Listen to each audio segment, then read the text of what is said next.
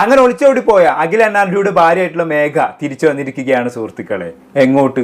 വേറെ എങ്ങോട്ടല്ല, സ്വന്തം അച്ഛന്റെ വീട്ടിലേക്ക്. ഇന്നലെ ഇതുമായി ബന്ധപ്പെട്ട് മേഘ തന്റെ ഇൻസ്റ്റാഗ്രാം അക്കൗണ്ടിൽ കുറച്ച് ഫോട്ടോസ് പോസ്റ്റ് ചെയ്തിട്ടുണ്ടായിരുന്നു. ഞാൻ ആ ഫോട്ടോസ് ഒക്കെ ഇവിടെ സൈഡിൽ കൊടുക്കാം. ഈ ഫോട്ടോ കൊടുത്ത ക്യാപ്ഷൻ നിങ്ങൾ നോക്കി, ഇൻ മൈ ഫാദേഴ്സ് ഹൗസ് എന്ന്. അതായത് ഞാൻ എന്റെ അച്ഛന്റെ വീട്ടിലാണെന്ന് അർത്ഥം. ചുരുക്കി പറഞ്ഞാണെങ്കിൽ ഞാൻ ഒളിച്ചോടി പോയിട്ടൊന്നുമില്ല മക്കളെ, ഞാൻ ഇവിടെ എന്റെ അച്ഛന്റെ വീട്ടിൽ തന്നെ ഉണ്ട് എന്ന് ജനങ്ങളെ ബോധിപ്പിക്കാൻ വേണ്ടി ഇട്ടൊരു ഫോട്ടോ. അങ്ങനെ തന്നെ വേണം ഈ ഫോട്ടോസും അടിക്കുറിപ്പും കാണുന്ന സമയത്ത് നമ്മൾ മനസ്സിലാക്കാൻ. അതിനുവേണ്ടി തന്നെ ഇട്ടൊരു ഫോട്ടോയാണിത്. എന്തായാലും ഈ ഫോട്ടോസ് ഒക്കെ കണ്ട സമയത്ത് ഞാൻ ആദ്യം ചിന്തിച്ചത്, അപ്പൊ ഈ പെണ്ണ് ശരിക്കും ഒളിച്ചോടി പോയിട്ടില്ലേ? പക്ഷേ ഈ പെണ്ണ് നട്ടപ്പാതിരാക്ക് റോഡിലൂടെ ബാണ്ടക്കെട്ടും തൂക്കി നടക്കുന്ന വീഡിയോസ് നമ്മൾ കണ്ടതാണല്ലോ, CCTV വിഷ്വൽ കണ്ടതാണല്ലോ. അപ്പൊ അന്ന് അഖിലിന്റെ വീട്ടിൽ നിന്നും ആ ബാണ്ടക്കെട്ടും തൂക്കി പുള്ളിക്കാർ പോയത് അച്ഛന്റെ വീട്ടിലേക്കായിരിക്കും അല്ലെ? അങ്ങനെ ചിന്തിക്കുമ്പോഴും അവിടെ ഒരു പ്രശ്നമുണ്ട്. ഈ പെണ്ണിന് സ്വന്തം അച്ഛന്റെ വീട്ടിലേക്ക് നട്ടപ്പാതിരാക്ക് തന്നെ പോകണമെന്നുണ്ടോ? നേരം വെളുത്തിട്ട് പകല് പോയാൽ പോരെ? നട്ടപ്പാതിരാക്ക് തന്നെ ആരെങ്കിലും ഇങ്ങനെ ബാണ്ടക്കെട്ടും നോക്കി സ്വന്തം വീട്ടിലേക്കും അച്ഛന്റെ വീട്ടിലേക്കും ഒക്കെ പോകും. ഇങ്ങനെയൊക്കെ ഞാൻ ഇങ്ങനെ ചിന്തിച്ചുകൊണ്ടിരിക്കുന്ന സമയത്താണ് പെട്ടെന്ന് മേഘന്റെ അക്കൗണ്ടിൽ നിന്നും ഈ ഫോട്ടോകളെല്ലാം ഡിസപ്പിയർ ആവുന്നത്. പുള്ളിക്കാരി ഫോട്ടോസ് എല്ലാം ഡിലീറ്റ് ചെയ്യുന്നത്. ഇപ്പൊ നോക്കിക്കഴിഞ്ഞാണെങ്കിൽ മേഘന്റെ അക്കൗണ്ടിൽ ഈ ഫോട്ടോസ് ഒന്നും കാണാൻ സാധിക്കത്തില്ല. അന്നേരം ഞാൻ വിചാരിച്ചത്,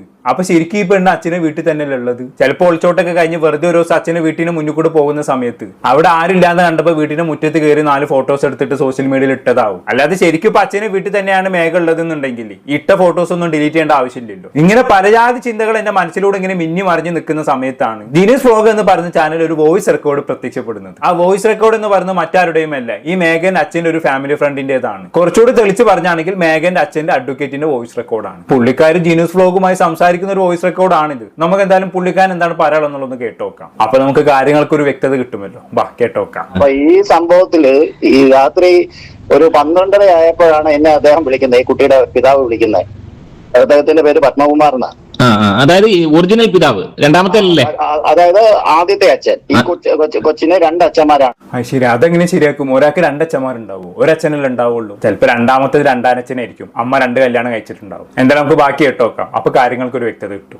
ഒരു അഡ്വക്കേറ്റ് ഷാജി നൂറനാട്, കോൺഗ്രസ് പാർട്ടിയുടെ ആലപ്പുഴ ജനറൽ സെക്രട്ടറി ഒക്കെ അയാള്. കോൺഗ്രസ് പാർട്ടിയുടെ ചെറിയൊരു നേതാവാണ് അവിടത്തെ. അപ്പം അമ്മ ലത എന്നാണ് പേര്, അമ്മയുടെ പേര്. അപ്പൊ ഇവര് ഡിവോഴ്സ് ആയതാണ്. ഫസ്റ്റില് ഇവര് തമ്മിൽ കൊടുത്തപ്പോ ഒളിച്ചോടിയതല്ല. അതായത് പത്മകുമാർ ഈ കൊച്ചിന്റെ അമ്മയും കൂടെ ജീവിക്കുമ്പോ അവരെ ഒളിച്ചോടിയതല്ല. പക്ഷെ പല ചാനലുകളും ഒളിച്ചോടിയതായിട്ടാ വന്നത്. ഒളിച്ചോടിയതല്ല, ഇവര് മ്യൂച്വൽ ഡിവോഴ്സ് ചെയ്തതാണ്. അങ്ങനെയാണ് ഷാജിയെ കെട്ടുന്നവര്.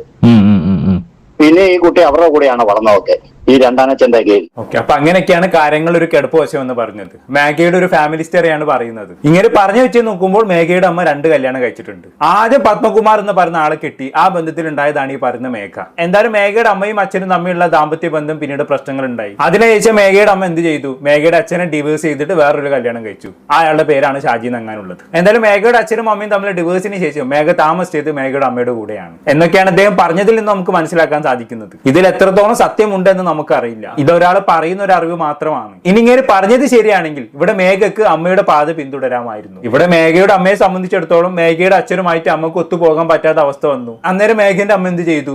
ആ ബന്ധം അങ്ങ് ഡിവൈസ് ചെയ്തിട്ട് വേറെ ഒരാളങ്ങ് കെട്ടി ജീവിച്ചു. അതേപോലെ ഇവിടെ മേഘക്കും ചെയ്യാമായിരുന്നു. അഖിൽ അണ്ണാടിയുമായിട്ട് ഒത്തുപോകാൻ പറ്റുന്നില്ല എങ്കിൽ അഖിൽ അണ്ണാടി അങ്ങോട്ട് ഡിവോഴ്സ് ചെയ്യായിരുന്നു. എന്നിട്ട് ആ ബസ് കണ്ടക്ടറെ കെട്ടി അങ്ങ് ജീവിക്കായിരുന്നു. അതിലൊരു അന്തസ്സുണ്ട്, അഭിമാനമുണ്ട്, മാന്യതയുണ്ട്. അല്ലാതെ എള്ളോളം തരി ടീംസിനെ പോലെ നട്ടപ്പാത്തിലേക്ക് ബാഗും തൂക്കി ഒളിച്ചോടുകയല്ല വേണ്ടത്. ഇതൊരുമാതിരി ചീപ്പ് പരിപാടിയായി പോയി. എന്തായാലും വാക്കൂടെ കേട്ടോക്കാം.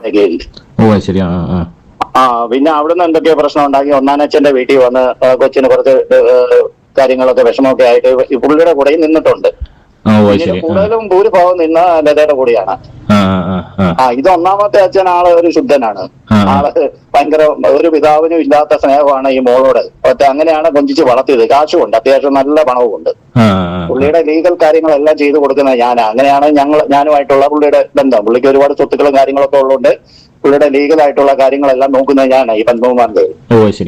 ഇത് അറിഞ്ഞു കഴിഞ്ഞപ്പോ ഞാനും പുള്ളിയും തമ്മിൽ നല്ലപോലെ പുള്ളി ഹോസ്പിറ്റലിൽ, പുള്ളിക്ക് തലവേദനയും പനിയും ഒക്കെ കൂടിയിട്ട് തിരുവല്ല ഹോസ്പിറ്റലിലൊക്കെ കൊണ്ടാക്കിയത് ഞാനാണ്. അതുപോലെ ഈ കുട്ടിയെ എത്രയും പെട്ടെന്ന് പിടിപ്പിക്കാൻ വേണ്ടി രമേശ് ചെന്നിത്തലയെ ബന്ധപ്പെട്ട് ഉറങ്ങിക്കിടന്ന സ്ത്രീയെ ഉണർത്തി 2 മണിക്കൂറിനുള്ളിൽ പിടിച്ച് ഇവനെയും അവളെയും കൂടെ പിടിച്ച് സ്റ്റേഷനിൽ കൊണ്ടുവരിച്ചത് ഞാനാണ്. അപ്പൊ ചുരുക്കി പറഞ്ഞാൽ ഇങ്ങനെ കുടുംബത്തിന് ഓളിനോളാണെന്ന് അർത്ഥം. ഇടയ്ക്കൊന്നും ഇങ്ങനെ ടോപ്പ് ആവുന്നുണ്ടോ എന്നൊരു ഡൗട്ട്. എന്നാലും സാരില്ലേ, കുടുംബത്തിൽ ഇങ്ങനെ ഒരാൾ ഉണ്ടാവുന്ന എന്തുകൊണ്ട് നല്ലതാണ് അല്ലേ? അതുകൊണ്ട് നമുക്ക് സംഭവത്തിന്റെ സത്യാവസ്ഥ അറിയാനും പറ്റുമല്ലോ. ഇങ്ങനെ പറയുന്നൊക്കെ സത്യമാണെന്നുള്ളത് ആർക്കറിയാം. സത്യമാവട്ടല്ലേ? എന്തായാലും ബാക്കിയോട് കേട്ടോക്കാം. ഞാനാണ്.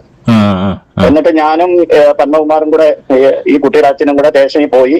അപ്പൊ ഈ പയ്യനുണ്ട്, ഈ പയ്യനോട് ഈ കൊച്ചിന്റെ അമ്മയും രണ്ടാനച്ഛനും സംസാരിച്ചുകൊണ്ട് നിൽക്കുകയായിരുന്നു. ഒരു കാരണവശാലും ഇവൻ ബില്ലിംഗ് അല്ല.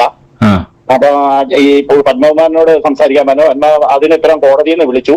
അങ്ങനെ ഈ കുട്ടിയായിട്ട് ഞങ്ങൾ കോടതിയിൽ പോയപ്പോൾ കോടതിയിൽ ജഡ്ജി ചോദിച്ചു ആരുടെ കൂടെ പോകാനാ താല്പര്യം എന്ന് ചോദിച്ചപ്പോ അവന്റെ കൂടെ പോകാനാന്ന് പറഞ്ഞു. അനൂപിന്റെ അത് പിന്നെ സ്വാഭാവികം. ഒരു പെണ്ണൊരു ചെക്കനും കൂടെ ഒളിച്ചോടി വരുന്ന സമയത്ത് കോടതിയിൽ വെച്ച് ആര് കൂടെ പോകാനാണ് താല്പര്യമെന്ന് ചോദിച്ചു കഴിഞ്ഞാണെങ്കിൽ ആ പെണ്ണ് ഒളിച്ചോടി പോകുന്നവന്റെ കൂടെ പോകാനാണ് താല്പര്യം എന്നല്ലേ പറയുള്ളൂ. ഇവിടെയും അതന്നെ സംഭവിച്ചു എന്നുള്ളതാണ്. പിന്നെ വോയിസിൽ എടുക്ക് ഇങ്ങനെ അനൂപ് അനൂപ് എന്ന് പറയുന്നുണ്ട് അല്ലേ. ആ അനൂപ് ആരാണെന്ന് മനസ്സിലായല്ലോ അല്ലെ. മേഘ ഒളിച്ചോടി പോയ ബസ് കണ്ടക്ടറിന്റെ പേരാണ് അനൂപ് എന്നുള്ളത്. ഇനി ആ പേര് കേൾക്കുമ്പോൾ നിങ്ങൾക്ക് കൺഫ്യൂഷൻ വരണ്ട, അതുകൊണ്ട് പറഞ്ഞതേ ഉള്ളൂ. അപ്പൊ മൊത്തത്തിൽ എല്ലാ പേരുകളും എല്ലാവരും പഠിച്ചു വെച്ചല്ലോ. മേഘയുടെ അമ്മയുടെ പേര് ലത, മേഘയുടെ അച്ഛന്റെ പേര് പത്മകുമാർ, മേഘയുടെ രണ്ടാം അച്ഛന്റെ പേര് ഷാജി. ആഹാ, അങ്ങനെ നമ്മളെല്ലാം പഠിച്ചിരിക്കുകയാണ് സുഹൃത്തുക്കളെ. ഇനി ബാക്കി കേട്ടോക്കാം. അങ്ങനെ അതൊക്കെ അറിയാമല്ലോ, അതൊക്കെ പറഞ്ഞ കാര്യങ്ങൾ തന്നെയാ.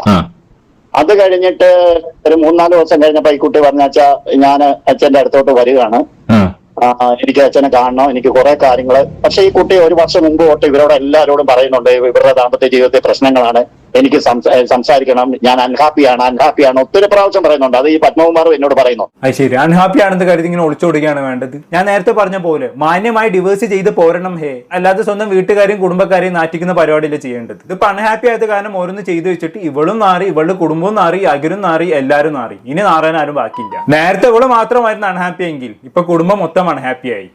അങ്ങനെ ഞാൻ മാത്രം അൺഹാപ്പി ആകണ്ടേ, എന്റെ കുടുംബക്കാരും കൂടി അൺഹാപ്പി ആവട്ടെ എന്ന് മേഘ വിചാരിച്ചു കാണും. അല്ലാണ്ട് ഇപ്പൊ എന്താ ഇതിനൊക്കെ പറയാം. ബാക്കി പറയുന്നുണ്ട്. അത് ഈ പത്മകുമാർ എന്നോട് പറയുന്നുണ്ട്.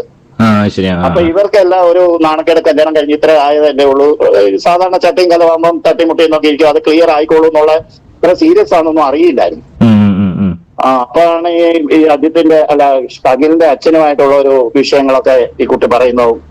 അങ്ങനെ ഒരു പ്രോബ്ലം അവരുടെ വീട്ടില് ആ കുട്ടിക്ക് ഒട്ടും നിൽക്കാൻ വയ്യാത്ത ഒരു അവസ്ഥ വരികയൊക്കെ ചെയ്യുമ്പോൾ അങ്ങനെ ബസ്സിൽ പോകുമ്പോൾ ഇവനുമായിട്ട് കമ്പനിയാവുകയും അവനുള്ള ഒരു സുരക്ഷിതത്വം കണ്ട് അവൾ ഇറങ്ങി പോകുന്നു. അതായത് ഈ പയ്യൻ അനൂപ് എന്ന് പറയുന്നവൻ അവിടെ റൂട്ടിൽ ബസ് ഓടിച്ചോണ്ടിരുന്നോ? അതെ അതെ, അവിടെ ഈ കുട്ടി പഠിക്കാൻ പോകുന്ന അവരുടെ ബസ്സിലായിരുന്നു, ഇവന്റെ ബസ്സിലായിരുന്നു. അവൻ കല്യാണം കഴിച്ചിട്ടില്ലല്ലോ? ഇല്ല, അവൻ കല്യാണം കഴിച്ചിട്ടില്ല. അവനൊരു പ്രേമം ഉണ്ടായിരുന്നു, അത് ഇതായി പോയി, ബ്രേക്കപ്പ് ആയി പോയി. അതിന്റെ നിരാശയൊക്കെ ഇരിക്കുമ്പോഴാണ് ഇവളുമായിട്ട് സ്നേഹമായത്. അങ്ങനെ അനൂപിന് അച്ഛൻ മരിച്ചു പോയ ഒരു അമ്മയും ഒരു അനിയനും മാത്രമേ ഉള്ളൂ. അനൂപിന് ഒരു ചെറിയൊരു വീടാണ്, അത്യാവശ്യം ചെറിയ ഒരു 10-50 സെന്റ് സ്ഥലമുണ്ട്.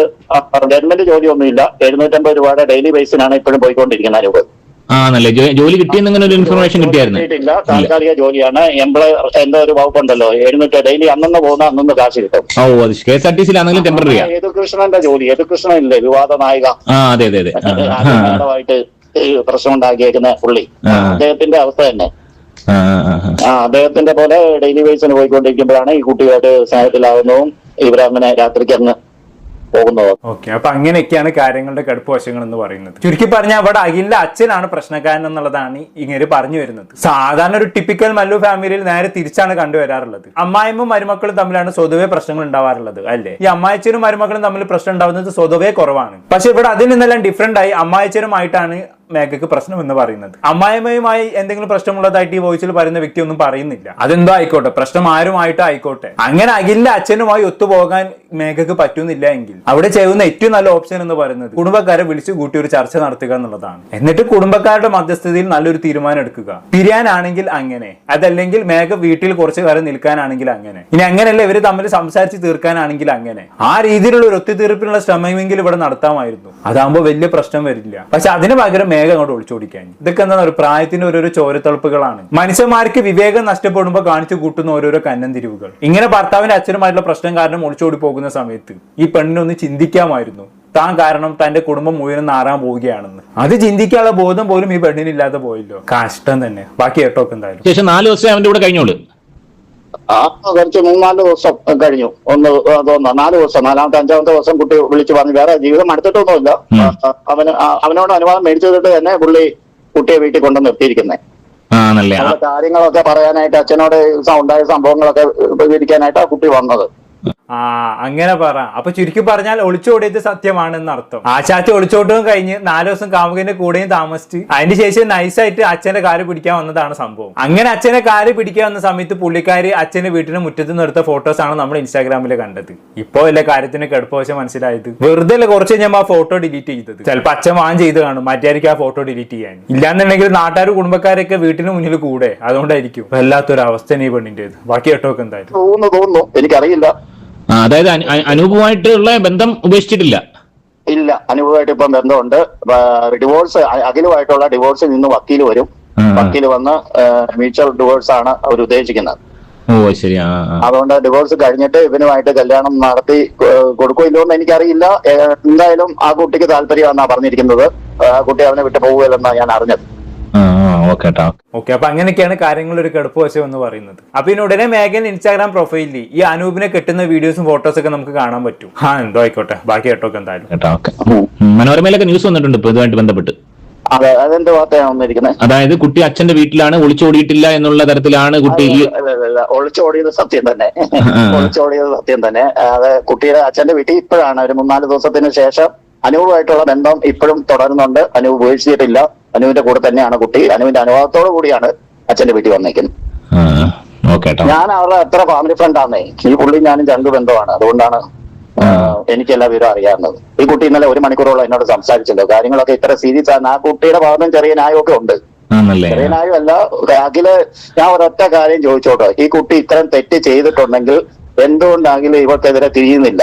അതേസമയം അഖിൽ എന്തുകൊണ്ട് അവളെ പോലീസ് സ്റ്റേഷനിൽ അങ്ങോട്ടും ഇങ്ങോട്ടും തേജോവധം ചെയ്യലെന്ന് എഴുതി വെപ്പിച്ചു? അതുകൊണ്ടാണ് അഖിലിന്റെ പല രഹസ്യങ്ങളും അഖിലിന്റെ അച്ഛന്റെ പല രഹസ്യങ്ങളും ഇവിടെ പുറത്ത് പറയും. തെളിവ് സഹിതം പുറത്ത് വിടുന്നു. അഖിലിന് നന്നായിട്ട് അറിയാം. അതുകൊണ്ടാണ് അങ്ങനെ ഒരു അഗ്രിമെന്റ് വെച്ചിരിക്കുന്നത്. ഇതിനെല്ലാം തെളിവും കാര്യങ്ങളൊക്കെ ഉണ്ട്. അപ്പൊ ഈ വീട്ടിൽ അച്ഛൻ കുട്ടിയാണ് അഖിൽ. അച്ഛൻ പറയുന്നതിന്റെ അപ്പുറം അഖില് അച്ഛനെ കണ്ട ഉടനെ എഴുന്നേക്കും. അത്ര പേടിയാണ് അച്ഛന്. ഭക്ഷണം കഴിക്കുകയാണെങ്കിലും അവർക്ക് ഒരു ഫ്രീഡം ഇല്ലെന്നാണ് ഈ കുട്ടി പറയുന്നത്. അച്ഛനാണ് അങ്ങനത്തെ സ്വഭാവം. അഖിലിനോട് പറഞ്ഞിട്ട് അഖിൽ അത് ഒന്ന് ചോദ്യം ചെയ്യുക പോലും ചെയ്തില്ല എന്നുള്ളതാണ് ഈ കുട്ടിയുടെ ദുഃഖം. അത് ശരിയാ. അതാണ് മെയിൻ വിഷയം. ഓക്കെ, അപ്പൊ അതാണ് വിഷയം എന്ന് പറയുന്നത്. ഇനിയിപ്പോ വിഷയം എന്ത് തന്നെ ആയാലും ഇതൊന്നും ഇവള് ചെയ്ത പ്രവൃത്തിക്ക് ന്യായീകരണമാവില്ല. എന്തായാലും ഇങ്ങനെയുടെ സംസാരത്തിൽ നിന്നും ആള് നൈസായിട്ട് മേഘൻ എന്ന ഇടയിൽ കൂടെ ഒളിപ്പിച്ചെടുക്കുന്ന പോലെ തോന്നുന്നുണ്ട് അല്ലെ? അത് പിന്നെ സ്വാഭാവികം, സ്വന്തം ഫാമിലി ഫ്രണ്ട് അല്ലേ. അങ്ങനെ വരുമ്പോൾ അഖിലിനേക്കാളും ഒരു പടി കൂറി ഇങ്ങേർക്ക് മേഘയോട് ആയിരിക്കല്ലോ. അങ്ങനെ വരുന്ന സമയത്ത് ഇടയിൽ കൂടെ മേഘനെ ഒളിപ്പിച്ചെടുക്കാൻ ശ്രമിക്കുന്നതൊക്കെ സ്വാഭാവികം. എന്തായാലും ബാക്കിയോട് പറഞ്ഞാട്ടെ, കേക്കട്ടെ. പ്രശ്നമുണ്ടായി. ഈ കുട്ടിയുടെ അച്ഛന് ഈ കുട്ടിയോട് ഇത്ര പക ഉണ്ടാകാൻ കാരണം അത് കണ്ടുപിടിച്ചതാണ്. വീട്ടിൽ നിന്ന് മാറി താമസിക്കാൻ പറഞ്ഞല്ലേ? മെയിൻ വില്ലൻ അച്ഛനാണ്. അഖിലിന്റെ അച്ഛനാണ് മെയിൻ വില്ലൻ. വീട്ടിൽ നിന്ന് മാറി താമസിക്കാൻ പറഞ്ഞല്ലേ? വീട്ടിൽ നിന്ന് താമസിക്കാൻ അഖിൽ പറഞ്ഞു ഹോസ്റ്റലിലുള്ളൂ, നിന്നെ വേണമെങ്കിൽ ഹോസ്റ്റലിൽ വിട്ടേക്കാം, ഞാൻ വരുന്നില്ല, എന്റെ അച്ഛനെയും അമ്മയും വിട്ട് ഞാൻ വരികയായിരുന്നു. അത് ന്യായം. ഒരു മകനെ അങ്ങനെ വിളിച്ച ചില മക്കൾ അച്ഛനോടും അമ്മയോടും സ്നേഹമുള്ളവർ പോവുകയില്ല. പക്ഷെ ഇങ്ങനെ ഒരു പ്രശ്നവും വന്ന് ഇവർക്ക് അവിടെ ജീവിക്കാൻ മേലാത്ത രീതിയിൽ വന്നപ്പോഴാണ് ഇവള് വേറെ താമസിക്കാന്ന് പറഞ്ഞത്. അത് അഖിൽ നിരസിച്ചു. അതാണ് വിഷയം. അപ്പം നിലവില് അച്ഛന്റെ വീട്ടിലാണുള്ളത്, സ്വന്തം അച്ഛന്റെ വീട്ടിലാണ് അവിടെ ഉള്ളത് ഒറ്റയ്ക്ക്. അതെ, തീർച്ചയായിട്ടും. ഇപ്പൊ അച്ഛൻ അവളെ ഏറ്റെടുത്തിരിക്കുകയാണ്. പക്ഷെ അനൂപിന്റെ കേസിൽ ആ പയ്യനെ അച്ഛൻ അംഗീകരിച്ചിട്ടില്ല ഇതുവരെയായിട്ട്. ഒളിച്ചു കൊണ്ടുപോയ പയ്യനെ അംഗീകരിച്ചിട്ടില്ലെങ്കിലും അവനെ അംഗീകരിച്ചിട്ടില്ല എന്നാണ് ഞാൻ അറിഞ്ഞത് ഇതുവരെ. അയാൾക്ക് അംഗീകരിക്കുകയാണെങ്കിൽ കുറച്ചും കൂടെ ബുദ്ധിമുട്ടാണ്. കുറച്ചും കൂടെ കഴിഞ്ഞിട്ട് അംഗീകരിക്കുമായിരിക്കും. അതൊക്കെ അത്രേ ഉള്ളൂ. എന്തൊക്കെയാലും സ്വന്തം മകളല്ലേ, അവൾ അവന്റെ കൂടെ ജീവിക്കുമെന്ന് വാശി പിടിച്ചു കഴിഞ്ഞാണെങ്കിൽ അച്ഛൻ അവിടെ പ്രത്യേകിച്ച് ഒന്നും ചെയ്യാനില്ല. ആ ബന്ധം നടത്തി കൊടുക്കാന്നല്ലാതെ വല്ലാത്തൊരു ഗതികെട്ട അവസ്ഥ തന്നെ അല്ലേ. എന്തായാലും ബാക്കിയുടെ കേട്ടോക്കാം. അതായത് കൊണ്ടുപോയ പയ്യനെ അച്ഛന് താല്പര്യമില്ല. അച്ഛന് താല്പര്യമില്ലെന്നല്ല, അച്ഛന് ഏതൊരച്ഛനായാലും കുറച്ച് ഇത് വരുമല്ലോ. അങ്ങനെ ഒരു ഇത് പുള്ളി അംഗീകരിക്കുകയോ വീട്ടിൽ കയറ്റി താമസിപ്പിക്കുകയോ ഒന്നും ചെയ്തിട്ടില്ല അവനെ. പുള്ളി ഒറ്റയ്ക്കാണ് ഇപ്പം. ഈ മേഘ ഒറ്റയ്ക്കാണ് പുള്ളിയുടെ. അതല്ല ചേട്ടാ, നമ്മുടെ ഈ പിന്നെ ഇദ്ദേഹത്തിന്റെ ഫാദർ, മേഘയുടെ ഫാദർ ഒറ്റയ്ക്കാണോ? മേഘയുടെ ഫാദർ ഒറ്റയ്ക്കല്ല, അമ്മയുണ്ട്, മേഘയുടെ അപ്പൂപ്പനുണ്ട്, 2 ജോലിക്ക് ഒരു ബന്ധുവുണ്ട്, പിന്നെ 2-3 ജോലിക്കാരുണ്ട്. ഒരു ഹൈ ഫാമിലിയാ. തില്ലം ഫാമിലിയാണ്. അവിടുത്തെ ഒരു പുരാതനമായ ഒരു 4 കെട്ട് വീടും കാര്യങ്ങളും അങ്ങനെയൊക്കെ ഉള്ള ഒരു സെറ്റപ്പാണ്. ഒരു 4-5 ഏക്കർ സ്ഥലത്തിന്റെ അകത്താണ് ഈ വീട് ഇരിക്കുന്നത്. ഇടനാട്. നല്ല സാമ്പത്തികമുള്ളവരാ. നല്ല സാമ്പത്തികം എന്ന് പറഞ്ഞാൽ കോടികളുടെ ആസ്തിയുള്ള. എനിക്ക് അറിയാമല്ലോ, ഞാൻ അവിടെ പോയി ഒരാഴ്ചയൊക്കെ താമസിക്കുന്ന പുള്ളിയുടെ കൂടെ. എന്നെ ഭയങ്കര കാര്യമാണ് പുള്ളിക്ക്. എന്ത് കാര്യം ഉണ്ടായാലും പുള്ളി ആദ്യം വിളിച്ചു പറഞ്ഞു എന്നോട് എന്റെ മോള് പോയെന്നും അവരെ പിടിച്ചു കൊടുക്കണമെന്നും ഒക്കെ ആവശ്യം. അന്ന് രാത്രി തന്നെ ഞാൻ വണ്ടി എടുത്ത് പുള്ളിയുടെ അടുത്ത് പോയി. പിറ്റേന്ന് രാവിലെ ഞങ്ങൾ 2 സ്റ്റേഷനിൽ പോയത് ഈ പയ്യനുമായിട്ട് സംസാരിക്കുകയൊക്കെ ചെയ്തു. കാര്യം ഉണ്ടായില്ല.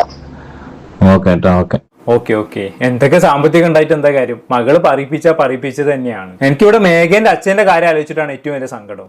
അങ്ങനെ അവസ്ഥ ഒന്ന് ആലോചിച്ച് നോക്കി നിങ്ങൾ. ഒരു കല്യാണം കഴിച്ചു, ആ ഭാര്യ ആണെങ്കിൽ ഇങ്ങേരുമായി പിണങ്ങി വേറൊരുത്തനെ കെട്ടി ജീവിക്കുന്നു. അതിനുശേഷം വേറൊരു കല്യാണം പോലും കഴിക്കാതെ മകളെ സ്നേഹിച്ച് ജീവിക്കുകയായിരുന്നു ശിഷ്ടകാലം ഇങ്ങനെ ചെയ്തത്. അവസാനം എന്ത് സംഭവിച്ചു? ആ മകൾ ഈ അച്ഛനെ പറയിപ്പിക്കുന്ന രീതിയിൽ വേറൊരുത്തന്റെ കൂടെ ഇറങ്ങിപ്പോയി. അവിടെയും ഈ അച്ഛനെ നാണക്കേട് മാത്രം ബാക്കി. ശരിക്കും പറഞ്ഞാൽ സങ്കടം തോന്നുന്നുണ്ട് ഇങ്ങനെയുടെ അവസ്ഥ ആലോചിച്ച് നോക്കുന്ന സമയത്ത്. എനിക്ക് തോന്നുന്നത് ഈ വിഷയത്തിൽ ഏറ്റവും കൂടുതൽ ബലിയാടാക്കപ്പെട്ടിട്ടുള്ളത് മേഘയുടെ അച്ഛൻ തന്നെയാണ്. എനിവേ ഞാൻ കൂടുതലൊന്നും പറയുന്നില്ല, കാര്യങ്ങൾ നിങ്ങൾക്ക് മനസ്സിലായി കാണുമെന്ന് വിചാരിക്കുന്നു. എന്താണ് നിങ്ങൾക്ക് തോന്നുന്നത് താഴെ കമന്റ് ബോക്സിൽ രേഖപ്പെടുത്തുമല്ലോ. അടുത്തൊരു ടോപ്പിക്കുമായി വീണ്ടും കാണാം.